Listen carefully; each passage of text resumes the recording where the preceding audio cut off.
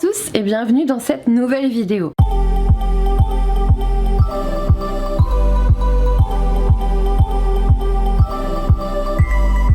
Aujourd'hui, je vais vous parler des sorties littéraires de mai qui m'intéressent et vous allez voir, il y en a encore un paquet. De toute évidence, on va faire ça avec Luna, mais sachez qu'elle est punie, donc il est hors de question que je la caresse. Elle a fait des bêtises, donc techniquement, elle est même pas censée venir me voir. Non mais... toujours la star, hein, toujours envie de se montrer, n'importe quoi ce petit chat. Premier roman que j'ai noté en mai, il sort le 6 mai, pas le 20, pas le 7, le 6. Vous devez peut-être déjà savoir de quoi je parle. La carte des confins de Marie Repelin, je ne sais pas bien comment on dit son nom de famille. Marie, c'est Muffins and Books. Je ne vous en dirai pas davantage, elle a déjà fait pas mal de communication autour de son roman. Personnellement, je l'ai précommandé parce que je comptais bien le découvrir. Je crois qu'il va y avoir une histoire de pirate, du coup bah forcément le titre, la carte des confins, etc. Enfin voilà, j'ai pas voulu trop lire le résumé, je l'ai lu quand elle l'a annoncé il y a quelques mois qu'elle allait être éditée, mais voilà, je vais le découvrir directement et puis on verra bien. Ensuite, je l'ai déjà en ma possession, j'ai noté la sortie de l'Empire d'écume d'Andrea Stewart, donc le tome 1, La fille aux éclats d'eau, des éditions Big Bang, enfin des éditions Castlemore, même Brajlon, hein, dans leur collection Big Bang. Et là on est... je ne sais plus, je vais pas trop lire, moi je l'ai en hardback, il était en précommande, j'ai lu avec une petite box de goodies, n'hésitez pas à aller voir mon vlog, je pense pour vous du coup la semaine prochaine où je l'unbox, ou cette semaine, je ne sais plus, désolé, je sais plus, je l'ai eu là il y a vraiment pas longtemps, il y a quelques jours. On se trouve dans un empire contrôlé par la magie d'eau. Et on a Lynn, la fille de l'empereur, qui va devoir lutter pour réclamer son droit au trône. Franchement, j'ai pas envie de relire le résumé pour vous en parler. Ça avait l'air chouette de toute façon. Quand ils me l'ont proposé, j'ai sauté sur l'occasion de l'avoir. Donc on en reparlera très vite en vlog, en vidéo, bref, vous avez compris quoi. Ensuite, j'ai noté l'apparition du nouveau Melissa d'Acosta qui s'appelle Je revenais des autres. Je sais plus dans quelle maison d'édition ça va paraître. J'ai oublié. Albin Michel je crois. Dans cette histoire on suit, alors on a une jeune fille de 20 ans qui tombe éperdument amoureuse d'un homme marié de 40 ans. Cet homme va tout faire pour sauver son mariage et en fait la fille de 20 ans va vraiment pas supporter ça. Elle va tenter de mettre fin à ses jours et du coup cet homme de 40 ans va l'envoyer dans la montagne, dans un petit village, il me semble dans un hôtel où elle va pouvoir se reconstruire. Clairement c'est une histoire que j'aimerais beaucoup découvrir, ça me fait penser un peu à la Dacha que j'ai lu il y a pas longtemps, dont je vous parlerai dans le prochain update de lecture, pas au niveau de l'histoire 20-40 ans machin, mais vraiment au niveau de l'histoire, enfin s'il y a vraiment un hôtel en tout cas, voilà, au niveau reconstruction, hôtel, tout ça, ça m'y ferait penser, c'est sûr. Ensuite, je crois que c'est chez HarperCollins. J'ai noté l'apparition du roman La sourde oreille d'Anne de Quinquelin. Alors je crois qu'on va suivre une chef cuisinière qui se fait clairement pas respecter dans la cuisine. Je sais plus, elle est... spécialiste des poissons et autres, et elle va se prendre des remarques je crois sexistes, enfin voilà, on va vraiment parler sexisme etc. Et en fait du jour au lendemain elle est incapable d'entendre les mots des hommes. La sourde oreille, elle est totalement sourde lorsqu'un homme lui parle.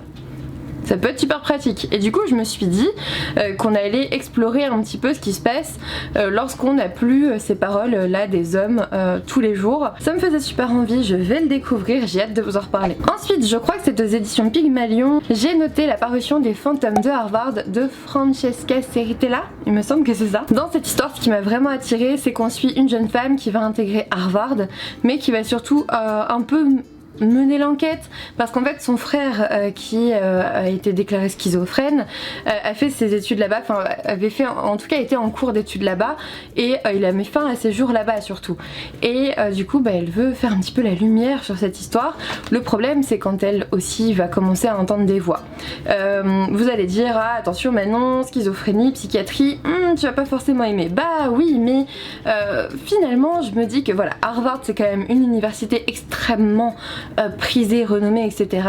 Et montrer qu'un patient peut devenir schizophrène en faisant des études renommées, c'est important. Les patients schizophrènes ne sont pas idiots. J'ai des patients qui sont allés jusqu'à je sais plus quelle année en master de droit, j'ai des patients qui faisaient des études de mathématiques, enfin voilà, c'est aussi ça qui est effrayant. Ça touche vraiment des personnes très intelligentes et c'est bien ça qui est dramatique. Et le fait de mettre ce schizophrène à Harvard, déjà de base ça me plaît. Le mettre à Harvard dans son histoire, déjà c'est chouette. Donc bah écoutez, on verra bien. J'aimerais beaucoup le découvrir mais je sais pas si j'en aurai l'occasion. Ensuite aux éditions Glénat je crois, je ne sais plus, j'ai noté la parution de la BD. Donc c'est Les Sortilèges de Zora d'Ariane Delrieux et Judith Peignant, je ne sais pas. Je peux pas vous dire quoi que ce soit. En fait tout ce qui m'attirait c'était déjà la couverture, la thématique de la sorcellerie et c'est tout en fait. Je pense que je découvrirai cette BD, ça a l'air chouette. Ensuite il y aura aussi la parution de Plus immortelle que moi de Sophie Henrionnay aux éditions du Rocher. Pour le coup je vais vous dire ça tout de suite, il sort... le 5 mai, décidément on est toujours sur la première semaine pour le moment. Pour le coup on suit Mathilde qui a la petite quarantaine ordinaire et en gros ça vous dit comment s'est-elle retrouvée enfermée dans un institut de repos. Institut de repos vous savez c'est un hôpital psychiatrique ou une clinique privée psychiatrique. Là on est donc avec Mathilde qui est pharmacienne, mariée, mère d'un adolescent et on sait pas trop pourquoi elle est là, chez les fous entre guillemets, et sur les conseils de sa psychiatre elle va tenir un journal et c'est ce même journal que l'on va découvrir et du coup j'imagine qu'on va découvrir pourquoi elle est là. Ça me fait pas peur, je connais un peu les écrits de Sophie Henrionnay, on verra bien ce que ça donne, vraiment j'en reparlerai très vite parce qu'il va sortir très vite, il fait moins de 200 pages donc voilà on va se le faire en début de mois. J'ai hâte. Ensuite aux éditions Actes Sud, j'ai remarqué l'apparition de Chère Petite de Romy Haussmann. Le synopsis a l'air dingue. Vous avez une dame qui sort d'un AVP, qui est hospitalisée suite à un AVP. AVP c'est accident de la voie publique, hein, sur la voie publique, donc d'un accident de voiture. Et en fait, voilà, à l'hôpital elle va dire je me suis enfuie, j'étais kidnappée ou séquestrée en tout cas, j'ai réussi à m'enfuir et le père de cette jeune femme va venir à l'hôpital. Enfin, voilà, le père présumé de la jeune femme on va dire, parce que la suite c'est qu'en fait le père va dire mais cette femme n'est pas ma fille. Donc en fait moi ce que je comprends c'est que vous avez une dame qui est hospitalisée pour accident de voiture, enfin suite à un accident de voiture et qui donne une identité qui n'est pas la sienne et apparemment peut-être une histoire qui n'est pas la sienne. Et puis une histoire de séquestration, une histoire de voilà, il y a un bourreau quelque part, qui est le bourreau. J'aime bien ce genre d'histoire mais il faut que ça soit bien fait. C'est Actes Sud donc en général c'est de la qualité. Il me titille bien celui-là, je vous avoue que il me fait bien envie. Ensuite j'ai noté l'apparition de Filles perdues, c'est d'Adeline Isaac aux éditions La Manufacture de Livres. Celui-ci je suis censée le recevoir. Dans cette histoire on suit, comment elle s'appelle, j'ai pris des notes, Anicette qui va être condamnée à aller dans une institution avec des religieuses. Pourquoi? Parce qu'elle a été prise en train de se caresser, voilà. Anicette c'est une petite fille qui découvre son corps et elle a été prise en train de se caresser. Bon, du coup à cette époque là on la met en institution avec des religieuses et surtout ce qui m'intéressait de 1 c'était le regard sur la femme, la petite fille et son corps, et aussi surtout le côté historique parce qu'apparemment on nous dit que c'est sur un fond historique, donc un fond de vérité. Je trouve ça effrayant et donc un fond de vérité et cette aussi relation entre les religieuses et les médecins. Ils ont parlé des médecins aussi dedans. On parle aussi des médecins qui rentrent en compte, les médecins de Paris. C'est-à-dire que voilà, au début vous faites ça, vous vous faites envoyer en institution avec des religieuses. Elles vont essayer de vous montrer à quel point c'est un péché. Et si ça marche pas, il y a les médecins. Est-ce que médecin ça veut dire psychiatre? Parce que je rappelle que quand même à une certaine époque affreuse on condamnait les patients homosexuels, que ça soit homosexuel, voilà, féminin, masculin, peu importe, on faisait aucune différence. Je rappelle quand même que les patientes homosexuelles subissaient des traitements mais c'était quasiment de la torture. Je sais pas si vous avez déjà regardé une série, il y avait dans Freud on le voit, dans certains trucs on le voit, c'est ce qui s'appelait l'hydrothérapie. Et en gros vous étiez dans une espèce de gros... Peut-être que je vous dis ça alors que ça n'a aucun rapport, j'en sais rien, mais franchement j'y ai pensé quand j'ai lu le résumé. On était dans une espèce de conteneur ou dans une baignoire aussi, mais voilà, dans Freud c'était une espèce de conteneur avec vraiment une pression importante au niveau de l'eau. Dans Rachel, ouais, la série Rachel c'était dans une baignoire mais on fermait ici pour vraiment voilà, et on met de l'eau extrêmement chaude avec une certaine pression qui est censée évacuer ce mal là. Voilà, c'est de la torture, c'est horrible, vous êtes ébouillanté en fait et vous êtes plongé dans cette espèce de torpeur affreuse et voilà. Je sais pas si c'est ça, mais c'était noté quand même qu'il y avait une relation entre les religieuses et les médecins. Je me suis posé la question parce que le fait de se caresser comme ça par les médecins, est-ce qu'on vous internait à l'asile, est-ce que on faisait des opérations chirurgicales, je ne sais pas, mais voilà, ça me pose déjà plein de questions, donc je me dis il faut que je le découvre, donc je vais le recevoir, voilà, j'ai trop hâte. Ensuite, aux éditions Pocket Jeunesse, j'ai noté l'apparition du roman Une dangereuse alliance de Jenny Cohen, quelque chose comme ça. Je vous avoue que la couverture me rebute, mais à 100 000%. Moi, quand vous associez une espèce de photo comme ça, je ne supporte pas, je n'aime pas du tout. Ce style en plus très sombre à la fin, je sais pas pourquoi, pourtant la couverture est bleue, j'adore le bleu, c'est l'une, je pense que c'est ma couleur préférée, mais je déteste cette couverture. Et dans cette histoire, tout ce que je sais, c'est qu'on suit Victoria qui doit se marier pour sauver sa famille de la faillite. Est-ce que c'est à l'époque victorienne, d'où Victoria? Je ne sais pas, mais il y a quelque chose comme ça avec les mariages arrangés et il va y avoir plusieurs accidents. Est-ce qu'on en veut à sa vie? Qu'est-ce qui se passe? Voilà, ça m'a tiré, mais franchement la couverture me rebute un peu, je vais pas vous le cacher. Ensuite, aux éditions Charleston, il y aura la sortie d'Origami Blues de Sarah Klein. Moi pour le coup, déjà rien que le mot origami dans un titre, j'étais forcément attirée. On suit Florence qui a une boutique d'origami et elle va en fait elle a un lourd secret. En fait le synopsis dit pas grand chose, ça vous dit que Florence elle fait des origamis, elle a sa boutique d'origami et elle a un lourd secret et voilà. C'est tout ce que je sais, je n'en sais pas plus. Je sais plus si j'ai demandé à le recevoir aux éditions Charleston, je sais plus. Si je le reçois je vous en reparlerai, si je le reçois pas ça se termine là, c'est tout. Ensuite il y a le nouveau Sophie Jomain qui sort aux éditions Charleston, ça s'appelle M'asseoir 5 minutes avec toi. Je n'ai pas demandé à le recevoir parce qu'en fait le thème principal concerne la maternité, je me sens pas du tout concernée, et surtout la maternité autour d'un enfant, comment il dit ça dedans? Un enfant différent. Alors moi, pour moi, j'ai compris qu'il aurait une maladie génétique ou alors un autisme. Moi je me suis dit ça peut être un patient soit je sais pas, trisomique ou un syndrome de Prader-Willi ou bref peu importe, vraiment une maladie génétique, ou un patient autiste. Je ne sais pas, j'en ai aucune idée, mais voilà, ça concernait ce thème là et ça m'attirait pas du tout, mais je pense que la sortie peut être intéressante, donc je voulais noter ici. Ensuite aux éditions Hachette, il y a un roman des matériaux qui s'appelle Rose Rebelle, et là pour le coup on continue l'histoire de La Belle et la Bête, c'est à dire qu'on va après le ils vécurent heureux et eurent beaucoup d'enfants. Bon voilà, on est avec Belle qui a en effet déjoué la malédiction de la Bête, mais ça s'arrête pas là du coup parce qu'on est en 1789 en France. Et qu'est-ce qui se passe en 1789? Oui, on est à l'aube de la Révolution française et il se passe plein de choses du coup, et moi ça m'intéressait trop parce que j'ai l'impression que ça inscrit le conte de La Belle et la Bête dans l'histoire de France du coup, et je crois vraiment que je vais craquer, je vais tenter.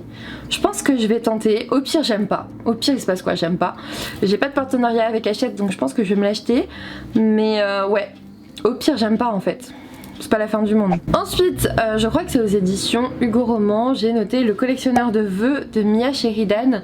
Là, ce qui m'a attiré en fait, c'est qu'on a une espèce de maison, enfin en tout cas il y a le personnage principal qui espère quelque chose de tout cœur et on lui conseille d'aller au niveau d'un, moi j'ai compris que c'était un manoir mais peut-être que j'ai mal compris, très sombre, plein de secrets, machin, il se passe plein de choses, mais en gros si vous faites un vœu, si vous écrivez un vœu et que vous le mettez je ne sais plus où, il peut être exaucé par la personne qui vit là, sauf que voilà, elle va apprendre à connaître cette personne qui vit là, c'est une romance, c'est moins sombre que ce qu'on croit, mais quand même le résumé avait attisé ma curiosité, du coup pourquoi pas. Pourquoi pas, j'attendrai de voir les premiers avis. Ensuite, aux éditions Pocket Jeunesse, là c'est sûr, je le précommande, c'est Merciful Crows, le tome 2 de Margaret Owen. J'avais beaucoup apprécié le premier tome, c'était pas un coup de cœur, mais j'avais quand même beaucoup aimé, je vais lire ce tome 2, j'ai trop hâte. Ensuite, aux éditions Fayard, j'ai noté la sortie bien sûr de Virginie Grimaldi, Les Possibles. Là on suit, comment elle s'appelle, Juliane qui a son père qui vient s'installer chez elle, parce que bah voilà, il a été victime d'un incendie, donc il a pas trop le choix. Et le truc qui m'a trop attiré, alors déjà c'est Virginie Grimaldi donc je sais que je vais le lire, mais dedans elle met il déraille. Il n'est pas seulement plus original qu'avant, il déraille. Est-ce qu'on parle neurodégénérescence? Je ne sais pas. Mais ça m'attirait quand même, de toute façon c'est Virginie Grimaldi, donc je le lirai. Ensuite, j'ai noté aux éditions L'Archipel la sortie d'un premier tome d'une nouvelle saga de Sarah Lark, je crois. Ça s'appelle Fleur de Feu. Je ne me souviens pas du tout du résumé parce que j'ai vraiment parcouru très vite. Sarah Lark, j'avais beaucoup apprécié son premier tome, Les Rives de la Terre Lointaine. Souvent ça se passe en Australie, ces écrits, peut-être que Fleur de Feu non, mais j'avais été passionnée par cette histoire. Il me semble que ouais, j'ai lu le 1000 sources là dans ma pile à lire. En fait, ce qui me rebute souvent, c'est que ce sont d'énormes pavés. J'avais mis franchement 3 semaines au moins à lire l'autre, Les Rives de la Terre Lointaine, mais j'étais bien dedans quoi. C'était une très belle histoire, une très belle plume.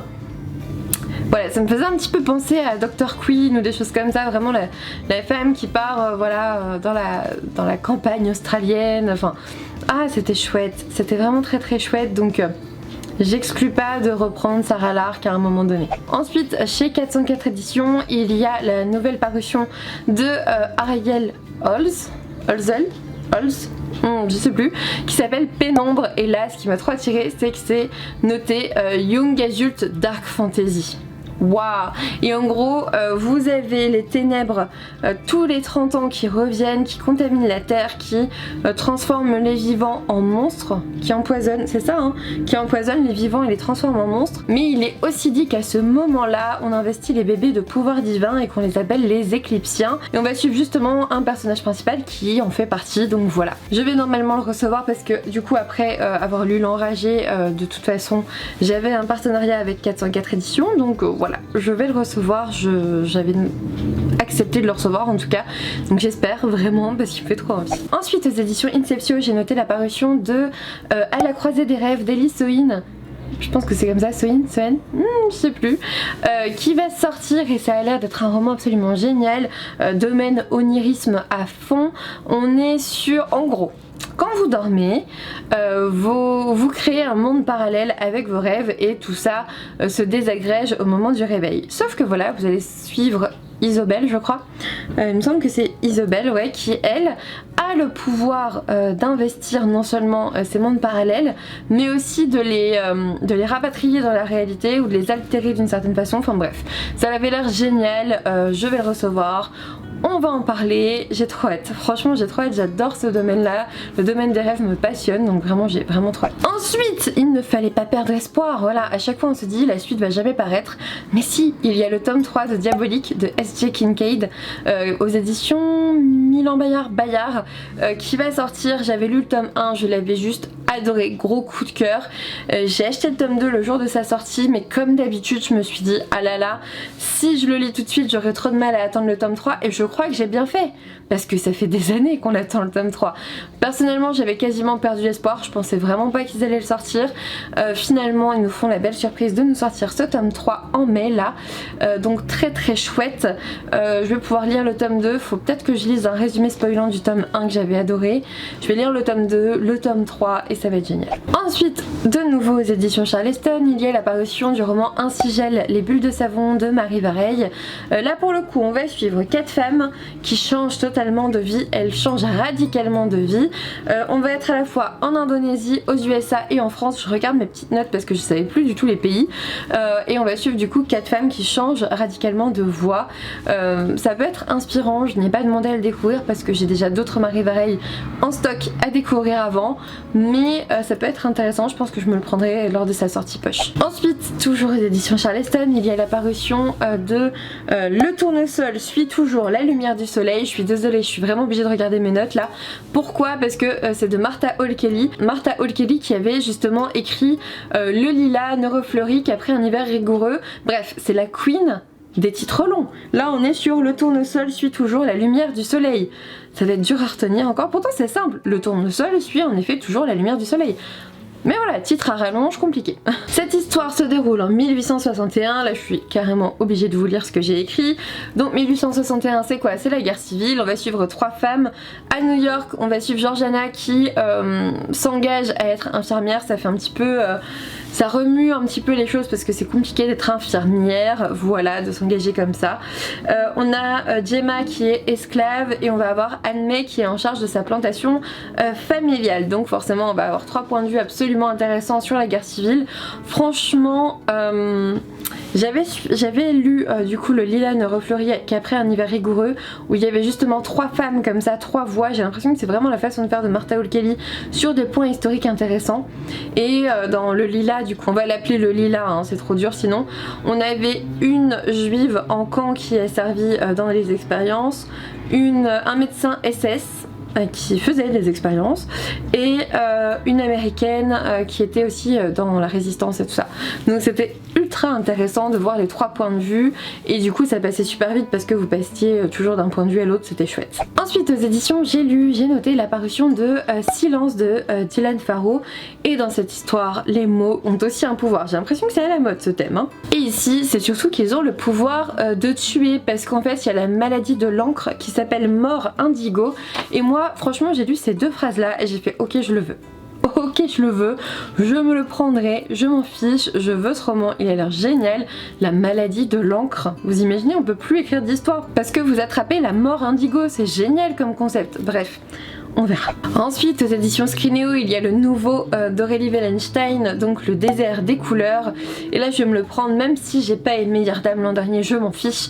J'aime toujours quand même Aurélie Wellenstein, c'est une personne géniale et j'ai trop hâte de découvrir son nouveau roman, et en même temps très peur. J'espère vraiment qu'il va remonter mon avis sur... il pourra pas remonter mon avis sur Yardam, mais j'espère qu'il va être... que je vais plus l'apprécier quoi, vraiment. Je l'espère de tout cœur, surtout qu'on parle...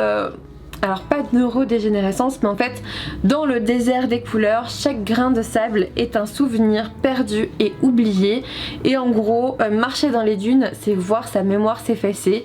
Je sais qu'elle va encore nous étonner, nous éblouir par certains principes, par certaines histoires qui font écho à plein de choses. Les écrits d'Aurélie Wellenstein sont toujours extrêmement intelligents, et voilà, le domaine de la mémoire me passionne, tout comme les rêves, tout comme la psychiatrie de base aussi. Voilà, j'ai trop hâte, je vais me le précommander. Ensuite aux éditions Hugo Roman, dans leur collection Hugo New Way, il y a le nouveau Morgane Moncomble qui s'appelle En équilibre, et cette fois-ci on va suivre 2 sœurs qui s'appellent, donc il y a Lara et Amélia, et elles sont toutes les 2 très intriguées par le domaine du cirque, mais voilà, Lara elle est grosse tout simplement, on va dire les choses comme elles sont, et forcément c'est compliqué dans les arts du cirque d'être grosse, parce que par exemple pour tenir sur un fil on vous demande comment vous y arrivez quoi, par exemple. Je suis sûre qu'il y a quelque chose comme ça. Surtout il me semble que sur la couverture on a une funambule justement, on a une funambule qui semble en effet un surpoids, en tout cas au niveau des hanches, on voit rien d'autre hein, vu qu'elle est de dos, mais va-t-on parler grossophobie? J'espère que ça sera le cas et que ça sera en effet bien fait en fait, tout simplement. Ensuite aux éditions Le Tripode, je crois, j'ai noté le prochain roman d'Adrien Klent, voilà, ça s'appelle Paresse pour tous, et Paresse pour tous c'est quoi? C'est le concept du et si on travaillait 3 jours par semaine uniquement, c'est-à-dire inverser cette tendance actuelle de consommation, de productivité importante. Enfin moi c'est quelque chose qui m'interroge beaucoup, je vous l'avoue, hein. C'est quelque chose qui m'interroge énormément, et je pense que ça interroge de plus en plus les jeunes générations, et je vois beaucoup de gens en fait se mettre de plus en plus à leur compte, avoir moins de contraintes, profiter plus de la vie, et c'est clairement le sujet de ce roman. On suit un homme en fait qui a eu le prix Nobel et qui démontre que finalement travailler 3 jours par semaine ça serait clairement suffisant. Attendez, j'ai un gros doute, est-ce que c'était 3 jours par semaine ou 3 heures par jour? Je me demande si c'était pas travailler 3 heures par jour. Ah j'ai oublié, je ne sais plus, à vérifier. De toute façon comme d'habitude je vous mets les liens en barre d'infos, mais il y avait un 3, ça c'est sûr. Est-ce que c'était 3 jours par semaine ou 3 heures par jour? Dans tous les cas c'est beaucoup moins que ce qu'on fait actuellement. Et du coup cet homme qui démontrait cette théorie va se présenter aux élections présidentielles et mettre en avant la paresse. Voilà, la paresse. Est-ce que c'est vraiment de la paresse? Est-ce que c'est vouloir mieux vivre? La question a l'air extrêmement intéressante, en plus ça paraît chez Le Tripode. Ah, ça assure de la qualité, franchement, Je suis très intriguée. Ensuite, aux éditions L'Iconoclaste, j'ai noté l'apparition de Mission Divine de Stéphane Durand-Soufflard, je crois, que je vais recevoir. D'ailleurs, je viens juste de recevoir le mail disant que j'allais le recevoir. Dans cette histoire, alors vous allez voir pourquoi je l'ai demandé, dans cette histoire, on suit deux fous. Deux fous, c'est issu d'un fait divers. Et ça va coincer au moment où ils vont tuer un enfant de 42 coups de couteau. À la base, Sylvia, je crois que c'est Sylvia, hein, Sylvia se dit investie d'une mission divine. Étienne, lui, il est subjugué par cette femme, il la suit partout, il fait ce qu'elle dit. Tout va basculer à ce moment-là, hein, au moment du crime. Et il y a une fin, la phrase de fin du synopsis, c'est « Comment juger la folie ?» Ça a l'air dingue, ça a l'air dingue. Les éditions L'Iconoclaste, je commence à apprécier de plus en plus. Donc ouais, ça a l'air dingue. Et puis moi j'ai mon avis très arrêté sur la question. Il faut une expertise psychiatrique en effet et voir si on est dans un processus délirant, si elle est vraiment, et si elle pense vraiment être investie d'une mission divine. Voilà. Là c'est délirant, est-ce qu'elle est schizophrène, est-ce qu'elle est parfois bipolaire un peu moins, mais est-ce qu'elle est schizophrène, est-ce qu'elle est bipolaire peut-être, hein. Écoutez, il y a tous les types de délires dans la bipolarité qui sont possibles aussi, surtout mégalo comme ça, mystique, c'est largement possible, mais voilà, ça m'a trop intéressée, donc j'ai trop hâte de le lire et de vous en reparler. Ensuite aux éditions Fleuve Nord, vous avez le nouveau Franck Tillier qui est 1991. Et de ce que j'ai lu, ça serait en tout cas la première enquête de Charcot. Je ne sais pas si on peut la lire avant parce que moi je n'ai lu aucun des Charcot parce que j'ai pas envie de commencer par le dernier Charcot sorti alors qu'il y en a plein avant et de me spoiler sa vie et tout. Et du coup je sais pas, j'attends les premiers avis pour savoir si je peux le lire ou pas. Et voilà, c'est terminé pour cette vidéo. Voilà toutes les sorties littéraires qui m'intéressent en mai. J'en ai peut-être loupé certaines, n'hésitez pas à me dire celles que vous attendez le plus en commentaire si jamais en plus j'en ai oublié. En tout cas, je trouve que ce mois-ci promet encore beaucoup de belles découvertes, j'ai trop hâte. Il y en a que j'ai vraiment très envie de découvrir et en même temps je crois que je vais devoir me faire un planning. Ça n'est plus possible, ça n'est plus possible, il y a trop de sorties là. Je vais me rattraper en juillet-août, no buy en juillet, ou presque. Évidemment. En tout cas, n'hésitez pas à me laisser un petit pouce bleu, à vous abonner si ça n'est toujours pas fait. Et puis moi, je vous dis à bientôt pour une nouvelle vidéo.